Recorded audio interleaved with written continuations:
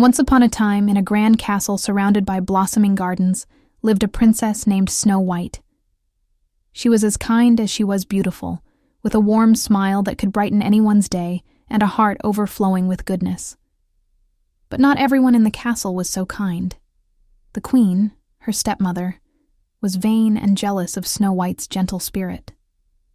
The queen's heart grew colder each day, until one morning she commanded her huntsman to take Snow White deep into the woods and leave her there.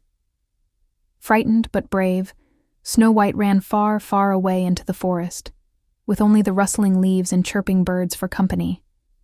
The tall trees seemed to whisper secrets as she wandered deeper, searching for a safe place to rest. Snow White stumbled upon a tiny, charming cottage nestled in a clearing. It looked like something out of a storybook. Hesitantly, she knocked on the little wooden door. When no one answered, she gently pushed it open and peeked inside. Everything was miniature.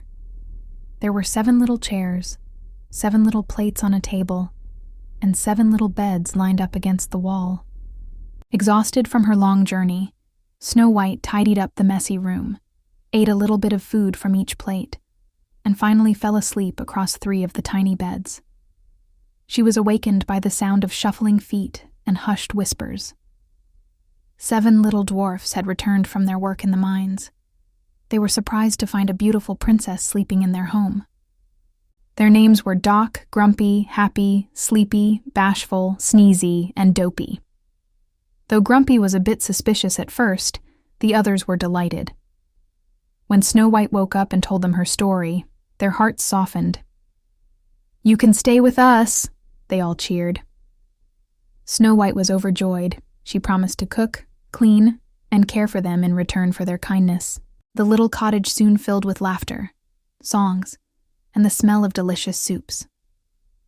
Snow White and the 7 dwarfs became the best of friends, a true family, sharing stories and happy moments every day.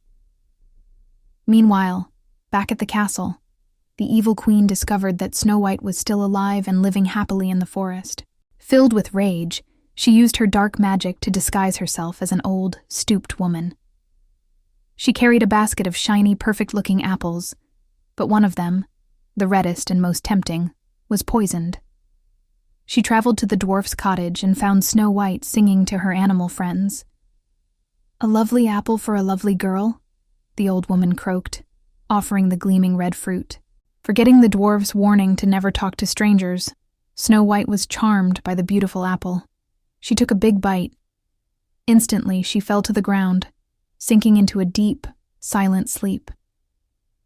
When the dwarfs returned home that evening, they found Snow White lying motionless on the floor. Their hearts broke with sadness. They cried and stayed by her side, refusing to leave her. Believing she was gone, they built a beautiful glass coffin and placed her inside, so they could always watch over her. They carried her to a sunlit glade in the forest, where they mourned day and night. One day, a handsome prince from a neighboring kingdom was riding through the woods and came across the sorrowful scene. He was captivated by Snow White's beauty, even in her enchanted sleep. He leaned down and gently kissed her. At that moment, the spell was broken. Snow White's eyes fluttered open, and she smiled as she saw the kind prince and her beloved dwarf friends gathered around her. The dwarfs cheered with pure joy. Their dear Snow White was awake. Snow White thanked the prince, but her heart was full of gratitude for the 7 dwarfs who had saved her, cared for her, and loved her like family. They all shared one last big hug. Snow White and the prince returned to the kingdom, where they ruled with kindness and grace. The castle was once again a place of joy and laughter, and the friendship between Snow White and the 7 dwarfs became a legendary tale of how goodness and love will always triumph. Thanks for watching our story. Don't forget to like and subscribe for more magical tales.